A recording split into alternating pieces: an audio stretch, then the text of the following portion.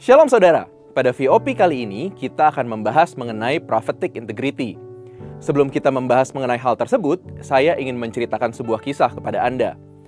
Pada tahun 1992, negara Korea Selatan pernah dihebohkan dengan sebuah aliran gereja sesat yang mempercayai bahwa Tuhan Yesus akan mengangkat jemaatnya pada tanggal 28 Oktober 1992.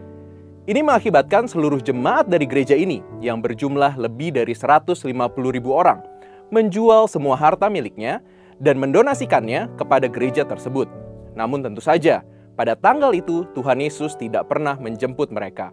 Akibatnya, banyak dari jemaat gereja itu stres dan kejadian ini menjadi krisis sosial terbesar di Korea Selatan saat itu.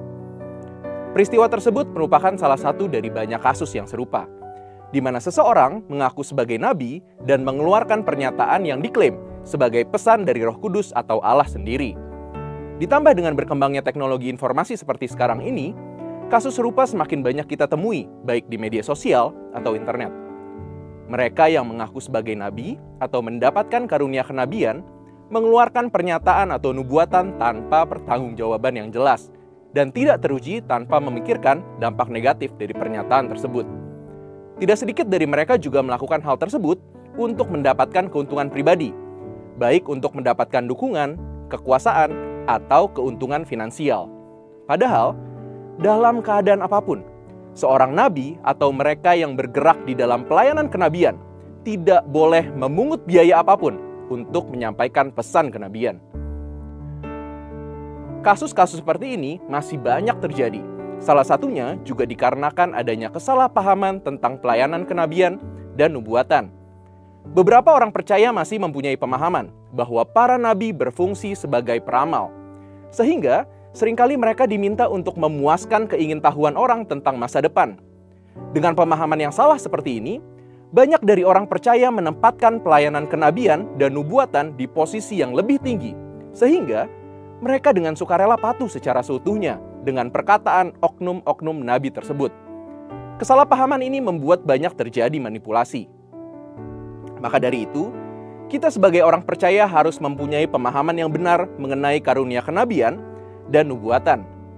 Rasul Paulus di dalam 1 Korintus pasal yang ke-14 ayat yang pertama mendorong setiap orang percaya untuk mendapatkan karunia-karunia Roh Kudus, terutama karunia bernubuat.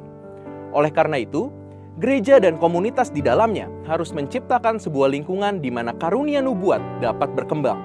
Untuk mencapai tujuan tersebut, kita perlu mendorong kebebasan di dalam roh, di dalam setiap pertemuan-pertemuan yang ada, serta memberikan ruang bagi ucapan-ucapan spontan, sebagaimana tuntunan Roh Kudus dalam suasana yang dipenuhi dengan iman. Tetapi, semua ini harus dilakukan dengan pertanggungjawaban dan pengawasan yang tepat.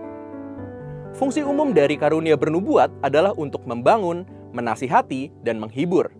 Selain itu juga, karunia bernubuat berfungsi untuk membawa orang yang belum percaya kepada pertobatan dan menunjukkan realitas Allah kepada mereka. Hal yang mendasar dari roh nubuat adalah kesaksian tentang Yesus. Oleh karena itu, tujuan akhir dari pelayanan nubuat adalah untuk meninggikan ketuhanan Yesus Kristus. Kita juga harus menyadari dan memahami bahwa perkataan nubuat di masa kini tidak memiliki tingkat inspirasi dan otoritas yang sama dengan kitab suci. Kita percaya, kitab suci merupakan perkataan Allah yang tidak dapat salah. Namun, kitab suci yang sempurna itu tidak selalu dikomunikasikan dengan sempurna oleh para nabi hari ini. Alkitab juga mengatakan bahwa kita saat ini tidak mengetahui secara lengkap dan bernubuat secara tidak sempurna. Hanya firman yang tertulislah yang dapat mengklaim diri sebagai firman Allah yang tidak pernah salah. Sehingga, semua perkataan nubuatan pada zaman ini harus sejalan dan sesuai dengan firman Allah yang tertulis.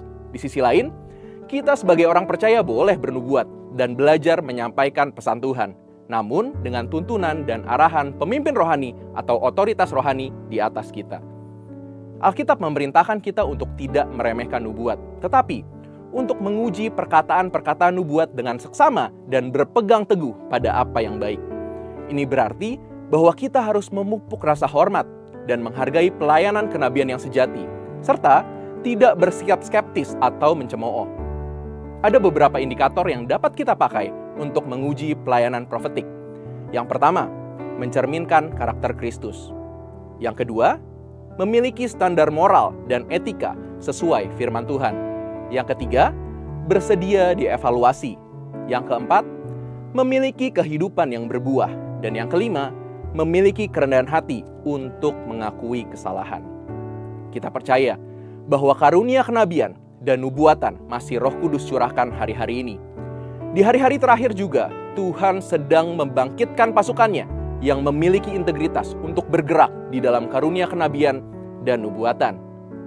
Saudara, untuk penjelasan lebih lengkap dari tim teologi kami, silahkan buka link yang ada di atas atau scan QR Code yang tersedia.